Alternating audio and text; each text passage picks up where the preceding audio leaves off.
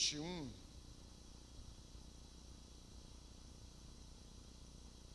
Levítico, capítulo 21. Gostaria, queridos, que todos nós atentássemos para esse texto, para a reflexão dele, como sempre é da nossa obrigação estarmos atentando, independentemente de qual texto que seja, qual pregador que seja, qualquer coisa que seja, estamos na casa do Senhor, vamos prestar atenção. Porém, hoje eu gostaria de chamar a atenção para cada um de nós, mas em especial a liderança, olhasse dentro de uma perspectiva de liderança esse texto. Repito, Levítico 21, a partir do verso 17. Fala a Arão dizendo: ninguém da tua semente, nas suas gerações, em quem houver alguma falta, se chegará a oferecer o pão do seu Deus. Pois nenhum homem em quem houver alguma deformidade se chegará, como homem cego, ou coxo, ou de nariz chato, ou de membros demasiadamente compridos, ou homem que tiver o pé quebrado, ou quebrada a mão, ou corcovado, corcunda, né? Ou anão, ou que tiver belida nos olhos, pense em catarata, ou sarna, ou impinges, ou que tiver testículo quebrado. Queridos,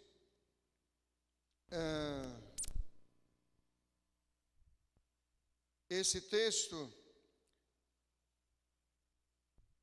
se refere às qualificações para um sacerdote trabalhar na casa de Deus, oferecer pão na casa de Deus. Mais especificamente falando, no tabernáculo. E bem mais especificamente falando, dentro da perspectiva do tabernáculo, talvez seja mais focado no lugar santo e no pátio. No pátio e no lugar santo. Também poderia alcançar, atingir o santo dos santos, mas aqui está se referindo mais no sentido mais genérico. Então seria no pátio, onde tem a pia e o lavatório, tem o altar dos holocaustos, e depois no lugar santo. No lugar santo se tem a mesa dos pães asmos, tem o candelabro, e tem a mesa de incenso, o altar de incenso. Depois entra o véu e a partir do véu é o lugar santíssimo ou santo dos santos. Ali apenas o sumo sacerdote entrava uma vez por ano. Só, queridos, que Deus era extremamente zeloso quanto às qualificações daqueles sacerdotes que entregavam o pão, distribuíam o pão no tabernáculo. Mas como, queridos, nós vamos olhar esse aqui dentro de um ângulo genuinamente espiritual? O véu, ele se rasgou de alto a baixo. Quando o véu se rasgou de alto a baixo, não apenas o sumo sacerdote pode entrar no Santo dos Santos para interceder pelo povo, para falar com Deus, interceder pelo povo, mas agora, em Cristo Jesus, tendo o véu se rasgado de alto a baixo,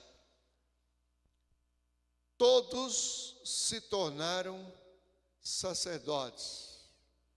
Logo, essas qualificações, elas não se restringem apenas aos sacerdotes líderes, mas a todos nós, como potenciais sacerdotes.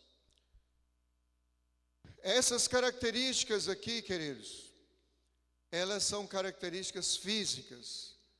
Porém, nós vamos nos destituir completamente dessas características físicas para podermos apontar para algumas características espirituais, genuinamente espirituais, que é o que importa para Deus hoje. E isso é apenas uma prefigura, apenas uma projeção a partir do físico para aquele que é genuinamente espiritual. Em primeiro lugar, queridos, dessas qualificações do sacerdote, que é você e sou eu, somos todos nós,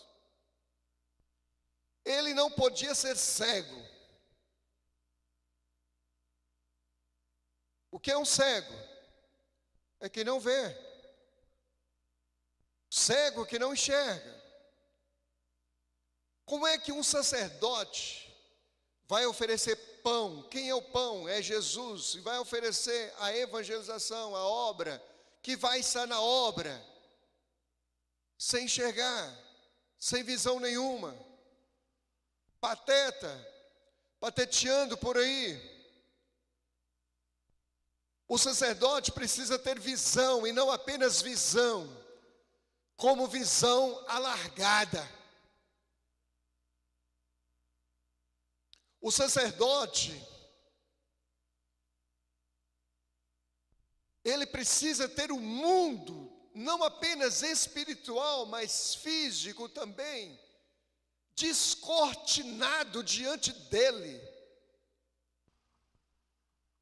Ele não pode ser um palesma espiritual, que não vê as coisas, que não percebe as coisas.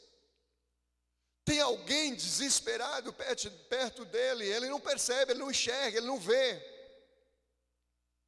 Ele não tem olhos espirituais para ver. Tem um perigo diante dele, ele não tem olhos espirituais para ver.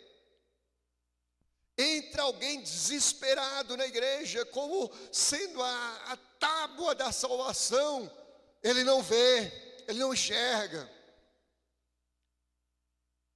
Tem uma questão seríssima dentro de casa, com o marido, com a esposa, com filhos, ele não vê, não enxerga. Vê familiares, vê colegas de trabalho, vê vizinhos, mas não enxerga. E são todos andando para o inferno, mas ele não vê, porque ele é cego. Como é que ele é um distribuidor de pão espiritual se ele é um cego, se ele não vê nada? O líder é líder apenas no nome, mas ele não enxerga nada. Ele não conhece a situação dos seus liderados. Ele não percebe a situação dos seus liderados. Salomão diz: procura conhecer o estado das tuas ovelhas. Procura conhecer a condição dos seus liderados. Veja, enxergue. Não seja de olhos tapados, vendados. Muitas vezes a gente pergunta para o líder: como é que está fulano, seu líder? Não sei, eu acho que está bem. Não está bem, mas ele não vê. Ele não vê por quê? Porque diz que não sei o quê, não sei o quê. Não é, mentira. Mas como eu sou tapado na visão espiritual, eu acho que a pessoa está falando a verdade. Não é verdade. Está apenas se escondendo atrás de outras coisas piores, mais sérias. Mas como eu tenho olhos vendados, tapados, eu não enxergo. eu acho, repito, que a pessoa está falando a verdade. Ah, não foi porque chegou alguém em casa. Ah, não foi porque estava chovendo. Ah, não foi porque estava muito cansado. Ah, não foi porque não sei o quê, não sei o quê, não sei o quê. Não é isso. Agora, a realidade por trás, eu só consigo enxergar se eu não for um cego espiritual. Não me esqueço de algumas experiências ao longo do ministério. Deixa eu contar duas. Determinado culto, a igreja superlotada, tinha duas jovens em cima do púlpito. Elas subiram no púlpito porque a igreja estava superlotada mesmo. Então, tinha que gente espalhada, sentada no chão, nos corredores, tudo é lugar. Tinha uma jovem à minha esquerda, tinha uma jovem à minha direita. E eu estava conduzindo, não me lembro se eu estava pregando nesse momento, mas estava na condução do culto. Aí, no intervalo lá, alguém me chama e me leva até as duas jovens. Cheguei lá e falei, olha, essa aqui, deixa ela quietinha, gritar, gemer, como ela está fazendo. A necessidade da alma dela é de gritar, de gemer. Deus está tratando com ela. Uma outra estava fazendo exatamente a mesma coisa do outro lado. Exatamente como eu estou apontando aqui. Eu disse, pode expulsar, que isso é demônio. Expulsou, o demônio saiu. Outra vez me chamaram em determinada casa e a pessoa estava profetizando, falando as coisas relativas a Deus e aquelas cantarolas da igreja, aquelas coisas. Chega uma amiga dessa pessoa e abraça aquela coisa ali, e meu sentimento, isso, aquilo. Quando eu cheguei, essa pessoa queria me desafiar, na realidade não era ela. Ela estava possuída de legião de demônios. Era demônios. Quem distribui pão não pode ser cego. Não pode ser tapado. Tem que saber das coisas. Tem que ver as coisas. O mundo espiritual para o sacerdote, que é você e eu, que somos nós, precisa estar descortinado. Há pessoas, queridos, há muitos casos assim, pessoas do nosso lado estão planejando se matar, desesperadas. Às vezes estão sorrindo, mas não são sorrisos verdadeiros, e a gente pensa que está tudo bem. Mas porque a gente não tem nenhuma percepção espiritual, somos cegos. Amanhã, cadê falando? Ixi, eu fiquei sabendo, falando assim, mas se matou. Mas estava tão bem ontem, encontrei com ela ontem, estava bem, nada. Eu é que não vi, porque sou um cego espiritual.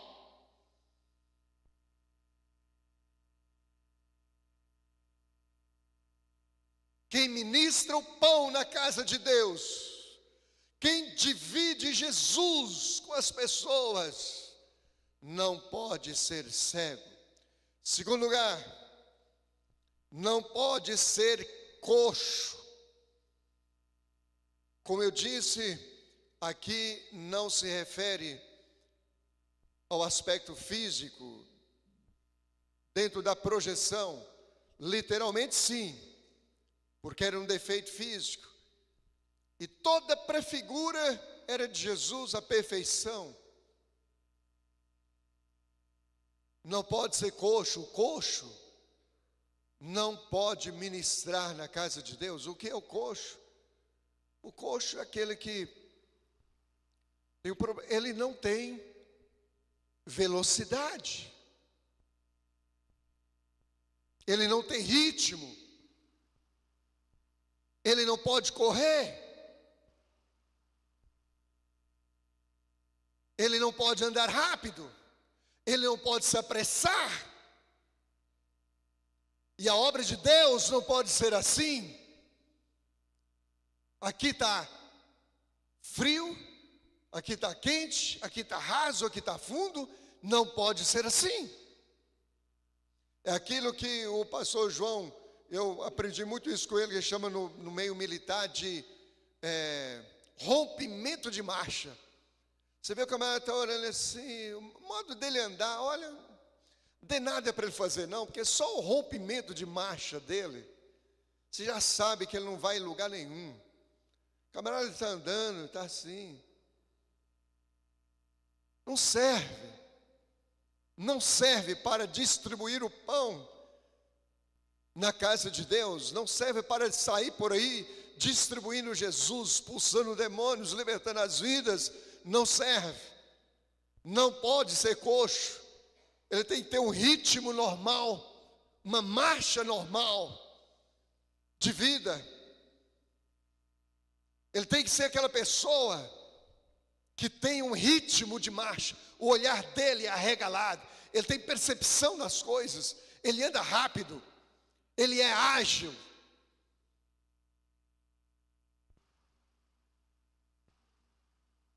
Ele tem um rompimento de marcha de sacerdote, de distribuidor de Jesus, do pão. E para fazer um paralelo, queridos, que Deus não está olhando hoje para o coxo físico, mas espiritual. Conheci um homem que já está na glória com o Senhor, partiu com 90 e poucos anos de idade, chamado Caio Fábio. Não esse famoso aí, mas Caio Fábio, o pai desse aí. Ele era coxo de uma perna dele era mirrada e ele andava de muleta.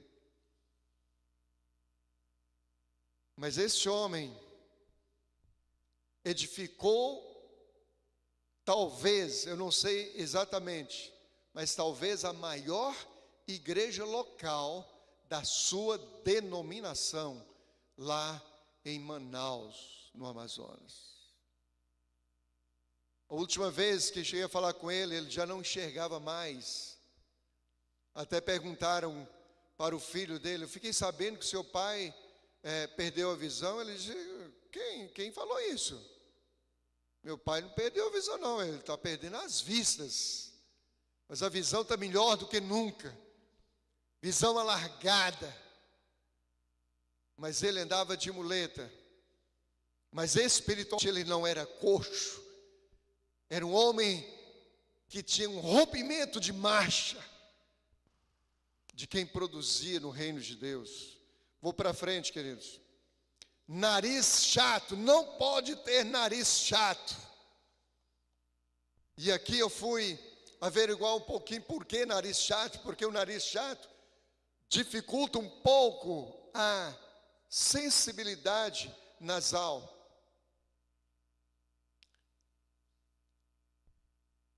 Quem distribui o pão, o sacerdote, ele precisa ter aquilo que se chama em inglês de OR, receptor olfativo, sentir o cheiro à distância. Eu gosto de observar os animais, eu fico impressionado quando cai um pouquinho de açúcar aqui, de algo doce, de repente está cheio de formiga. Como é que pode? Porque enxergou? Não, porque nem tinha formiga ali perto. Gosto de alimentar os pássaros lá, você joga uma semente, de repente está cheio de pássaros. Como é que pode? Porque enxergou? Não é porque enxergou, porque nem pássaro tinha ali por perto. Vou preparar uma carne ali, de repente chega o Toby lá. Mas ele nem estava aqui por perto, ele sentiu o cheiro à distância. Quem distribui o pão na casa de Deus precisa ter essa sensibilidade olfativa, sentir o cheiro à distância. O cheiro das coisas espirituais, sejam elas do aspecto positivos ou negativos. chega num ambiente pesadíssimo, cheio de demônios, mas ele não tem esse OR aguçado, essa percepção olfativa para dizer que aqui está cheio de demônios. Às vezes até literalmente sente cheiro de enxofre, cheiro ruim.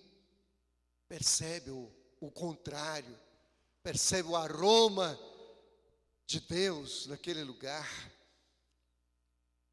De nariz chato, sem percepção olfativa, não pode ministrar na casa de Deus. Quarto lugar, membros demasiadamente grandes.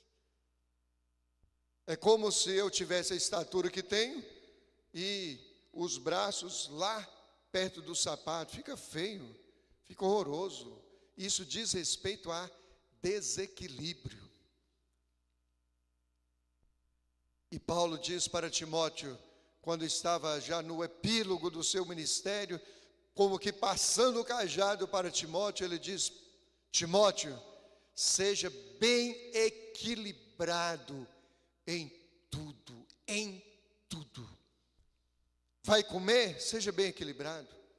Não coma exageradamente, não. Vai fazer qualquer outra coisa? Faça com equilíbrio. Vai pregar? Não fica 2 horas falando, inventando. Vai. Pede para orar no culto. Faz oração objetiva, direcionada. Não fica 1 hora orando, não, porque tem um culto para conduzir, para terminar. Pede para dar um testemunho, não fica 1 hora, não, porque tem um programa, o culto. Seja bem equilibrado em tudo. Tudo que disser respeito à sua vida, seja bem equilibrado. É sorridente, mas não seja aquela pessoa que esteja o tempo inteiro rindo, porque isso pode até representar uma outra coisa. Eu conheci uma jovem com todos os requisitos da beleza, da sedução, uma jovem loira, branquinha, olhos claros, só andava rindo o tempo inteiro. Depois ela me disse que queria se matar.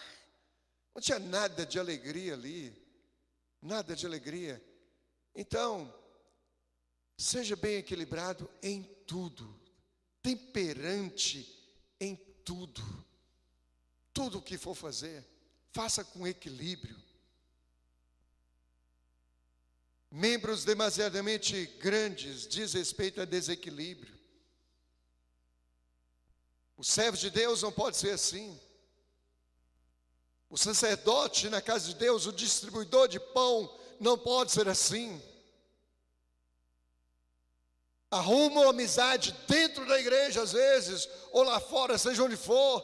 É uma amizade grudada, colada, sabe, ali, que não divide com ninguém. É um trem exagerado. Não fala com mais ninguém na igreja, é só o meu amiguinho, a minha amiguinha aqui. E é um grude, uma coisa desequilibrada. Fala com todo mundo, tenha seus amigos, mas fale com todo mundo, divida com todo mundo. Não dá para explorar tanto, queridos, porque são mais. Pé quebrado. Pé quebrado também. Alguém tem o pé quebrado, já sabe a consequência. Ele não vai poder andar, muito menos correr. Não tem velocidade na obra de Deus. Mão quebrada é aquela pessoa que ela não tem disposição para servir. Tudo e para tudo tem uma desculpa. O sacerdote na casa de Deus, queridos, precisa estar disposto para servir, e não com mão quebrada, mas em tudo que for necessário, em tudo que for preciso. É para limpar a igreja? Limpa. É para pregar? Pregue. É para convidar? Convide. É para, seja para o que for, e seja aberto para servir. É para contribuir? Contribua com dinheiro. É com dinheiro, é com mão de obra, seja com o que for, sirva. Sirva. Sirva deliberadamente, sirva generosamente. Mas pede para às vezes, trocar uma lâmpada, aquela de enroscar. Aí ele diz, mas quem é que vai me ajudar?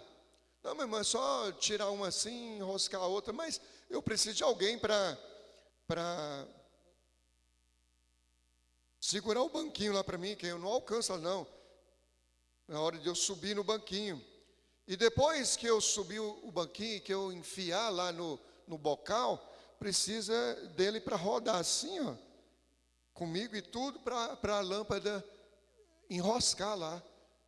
Meu irmão, ó, então deixa para lá, é melhor. Deixa que depois eu faço. Deixa para lá. Você não. Não serve. Mão quebrada não serve. Há pessoas, queridos, que são assim, mão quebrada. Mas há pessoas que não têm mão quebrada e serve no que precisar.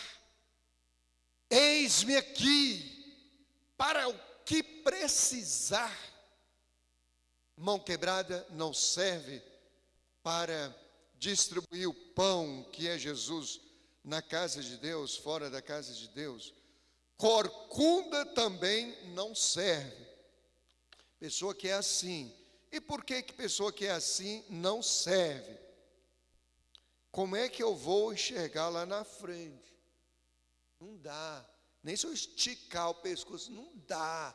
Eu vou enxergar igual galinha. O corcunda não tem uma visão ampla, aberta. Ele só olha para baixo. Só vê as minhoquinhas ali embaixo, perto do seu pé. A visão dele não é alargada. Ele precisa ver um terreno limpo e dizer aqui, cabe uma igreja. Terreno é pequeno, cabe uma igreja para tantas pessoas. Terreno é grande, cabe uma igreja para centenas, milhares de pessoas. Por quê? Porque a visão dele é livre. Ele olha para cima. Ele olha para os lados. A visão é 360 graus. É alargada. Ele vê tudo ao seu redor.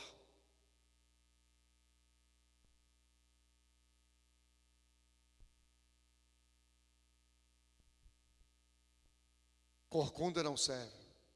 Não tem visão. Ele pega uma liderança, mas o máximo que faz é ciscar, porque é o que ele está enxergando ali, ó. A visão dele não é de águia. A águia enxerga, queridos, 8 vezes mais do que qualquer um de nós. Lá nas alturas consegue enxergar uma moeda no chão. O servo de Deus, o sacerdote, o distribuidor de pão, de alimento espiritual, precisa ter uma visão alargada. Alargada. O pastor assume uma igreja minúscula, passa 1 ano, 2, 3, 4, 5, 6, 7, 10, 20, 30 anos é aquilo do mesmo jeito.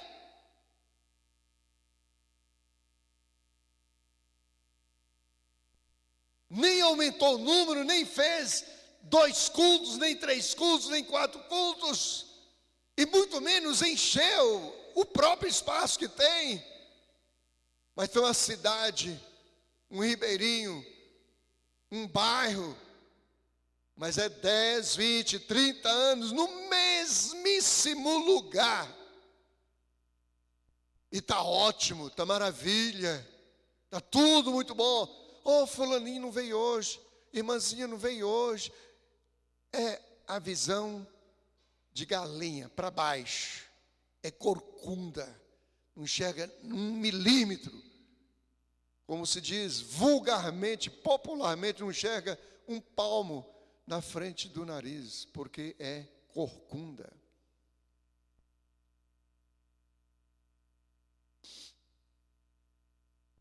Queridos, domingo passado nós tivemos o culto do envio aqui.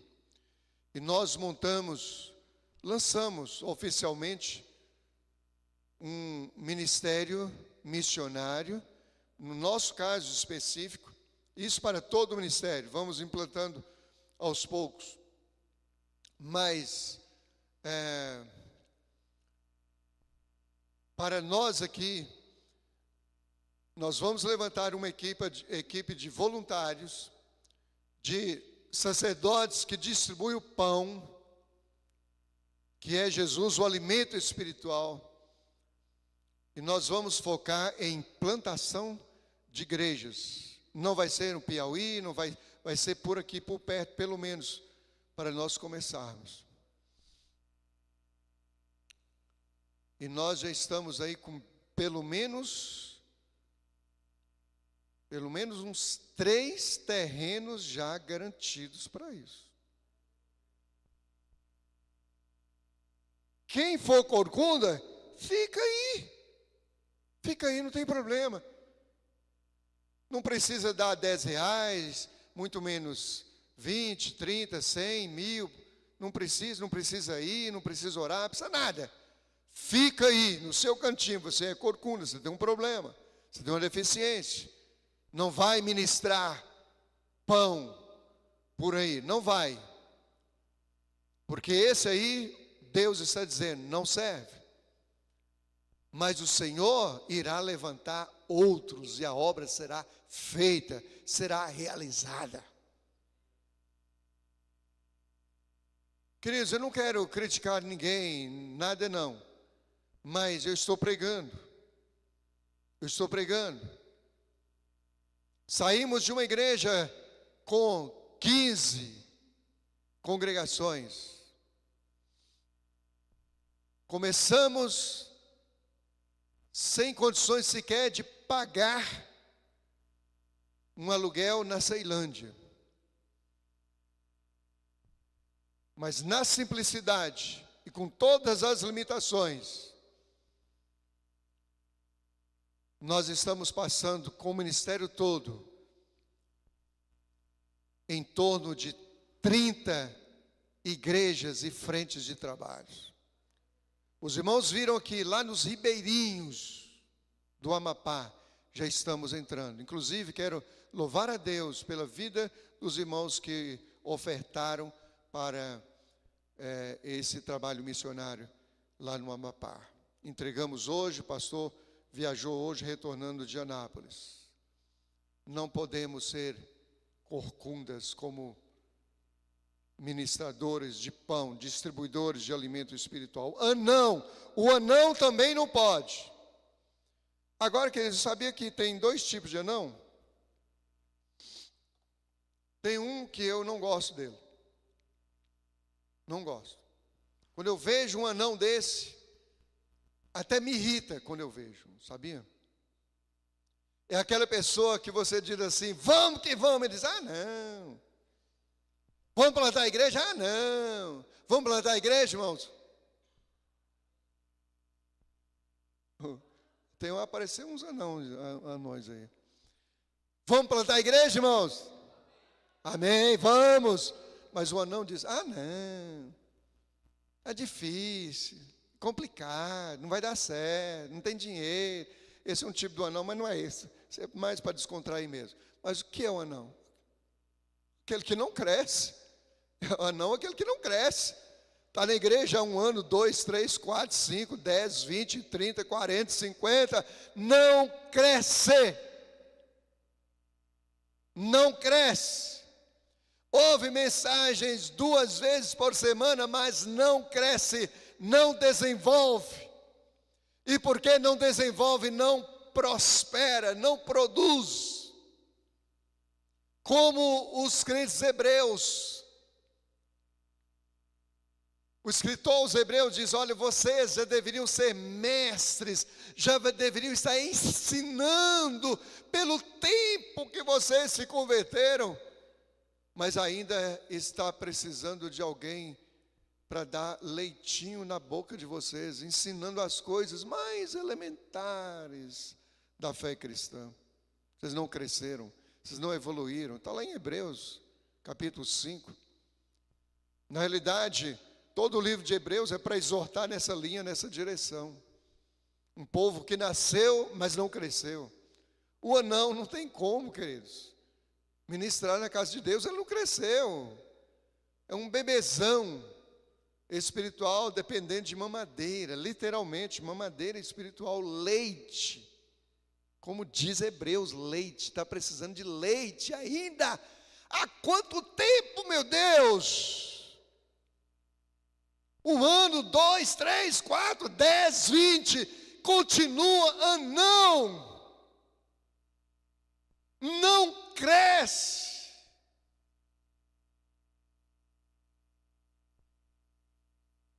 E se não cresce, também não reproduz. Mas vamos para frente, que já estamos terminando. Catarata. Catarata, se tiver catarata nos olhos, belida nos olhos, também não serve. Por quê? Porque não está enxergando direito. O cego não enxerga nada.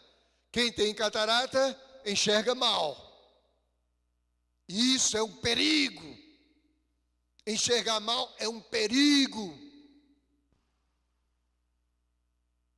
Jesus, uma certa ocasião, se deparou com um cego, foi lá, deu uma baita de uma cusparada na cara dele.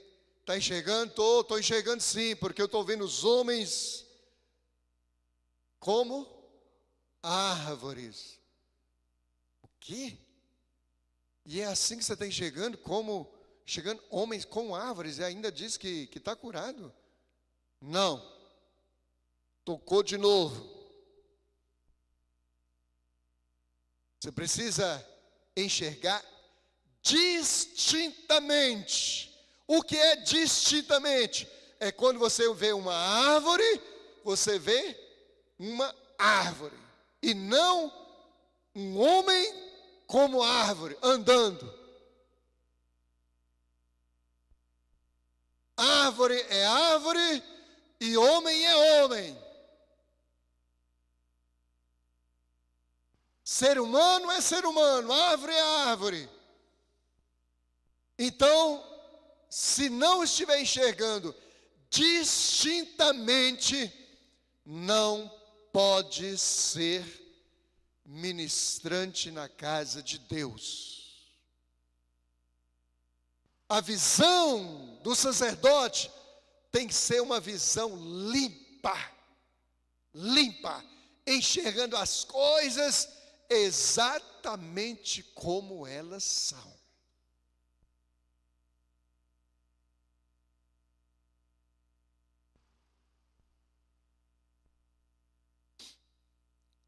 Sarna, não pode ter sarna.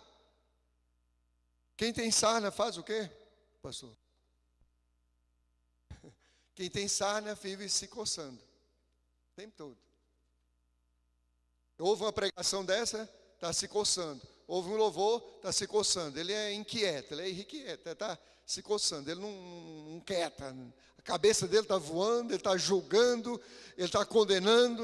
O que menos ele está fazendo é prestando atenção naquilo que Deus poderia estar falando com ele.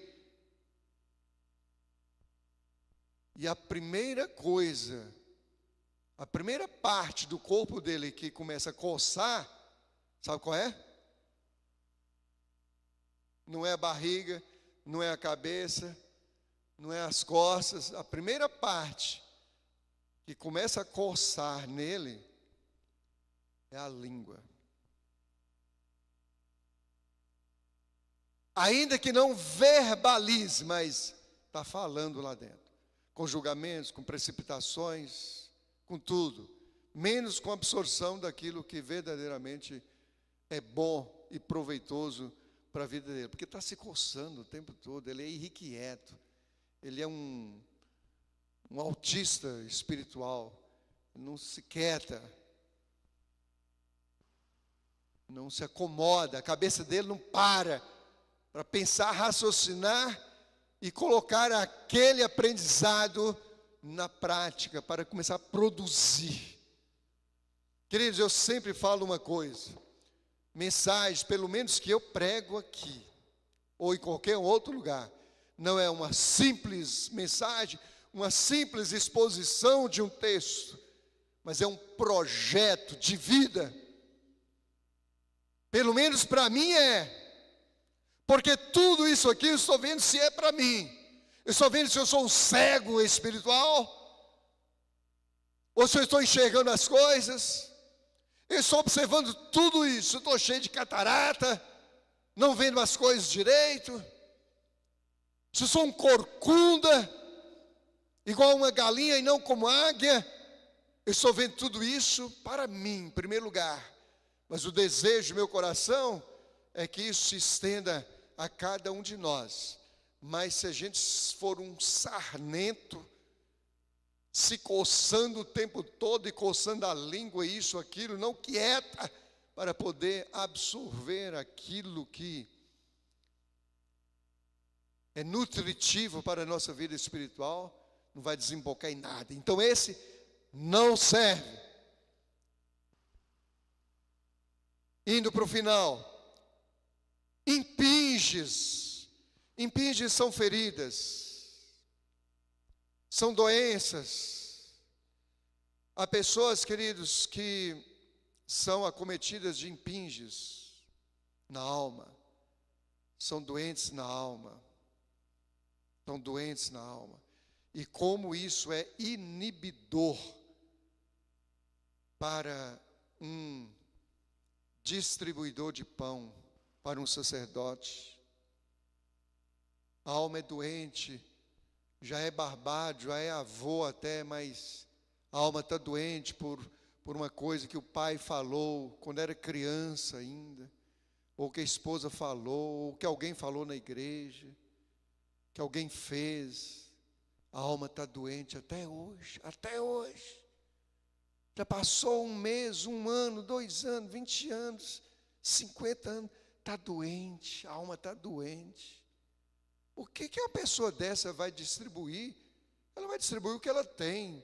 Está doente, vai distribuir doença. Feridas. Essas pessoas são tão perigosas, queridos, que ao invés delas colocarem pessoas para dentro, elas expulsam para fora. Porque elas vendem as dores delas. As pessoas chegam doentes na expectativa de serem curadas. Aí saem tão piores do que eu. Não vou lá não, tão piores do que eu. São pessoas desanimadas, desaceleradas, sem projeto, sem sonho nenhum, porque está doente. E para encerrar, queridos, não pode ter testículo quebrado. Testículo quebrado diz respeito à reprodução. Pessoas que não produzem nada, não têm legado nenhum. Passou 1 ano, 50 anos, qual foi o legado? Nada. Quantas vidas levou para Jesus nesses seus 50, 60, 30, 20 anos de ministério? Quantas? Sei não, contei não. Tá, mas mais ou menos. Sei lá, não sei não. Não dá para saber não. Não ando contando essas coisas não. Tá bom, então diga só uma. E onde é que essa pessoa vive e se está servindo ao Senhor? Não sabe, não tem nada. Nada, não deixou legado nenhum. Apertou entre os dedos aqui, não sobrou absolutamente nada, nada. Se o Senhor chamar para a glória, pergunta-se qual legado que deixou. Nada, nada. Testículo quebrado, não reproduziu nada, não gerou nada.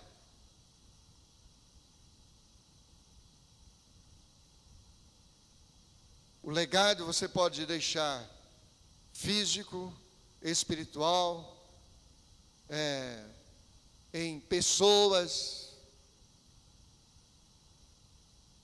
templo que você construiu, ajudou a construir, vidas que ajudou a levar aos pés de Jesus,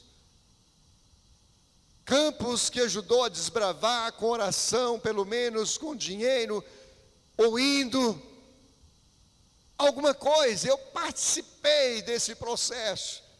É um legado que eu estou deixando, é um legado. Isso não é para aparecer não, porque se isso passar pela sua cabeça, alguma coisa está muito, mas muito errada mesmo. Fique em pé, igreja, em nome de Jesus. Somos sacerdotes do Senhor. Desde que o véu se rasgou de alto a baixo, nos tornamos sacerdotes do Senhor. Essas são as qualificações para o sacerdote do Senhor.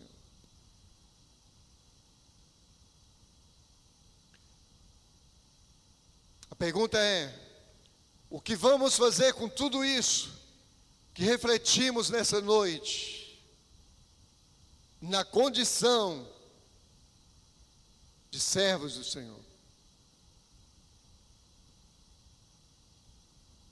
Quantos anos nós temos de idade?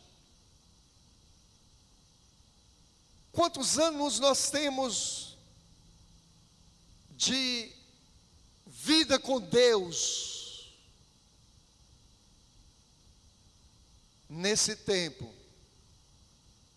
o que estamos deixando de legado?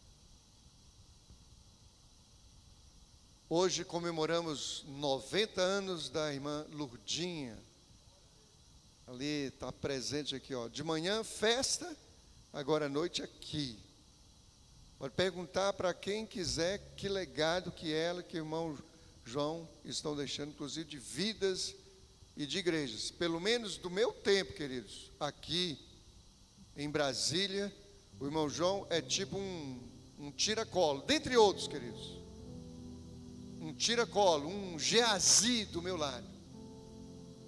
Porque de todas as igrejas que plantamos pela igreja presbiteriana e pelo Ministério Calel, as únicas que eu me lembro assim, que ele não conhece, é Santa Catarina e Amapá. E ele disse que vai no Amapá. Vai, irmão? A senhora deixa, Meludinha? Deixo não, eu vou também, né? Tá vendo? Vou também, isso aí. Então, queridos, o que temos deixado de legado? Eu fiquei feliz, queridos, porque vocês estão construindo um legado lá nos ribeirinhos do Amapá, na divisa com o Pará. Lá está nascendo uma igreja, na realidade praticamente já existe, mas está sendo estruturada uma igreja. E vocês tiveram o privilégio de contribuir financeiramente e orar no domingo passado. Não apenas essa, mas todas as igrejas, pelo menos, do Ministério Calel. Vamos refletir sobre isso, igreja. Vamos orar agora? Deus, nós oramos a Ti, Senhor, que essa reflexão possa mudar a nossa história, independentemente da idade que temos, independentemente da nossa condição física, independentemente da nossa condição intelectual, independentemente do dinheiro que temos, que essa reflexão possa mudar a nossa história a partir de hoje, em nome de Jesus, em nome de Jesus. Faça isso, Deus, não apenas na minha vida, na vida dos pastores, mas na vida de cada um de nós que está aqui hoje, e daqueles que estarão vendo essa palavra ministrada, seja onde for. Em nome do Senhor Jesus Cristo, faça isso, meu Deus. Nós oramos em nome de Jesus. Aleluia, aleluia.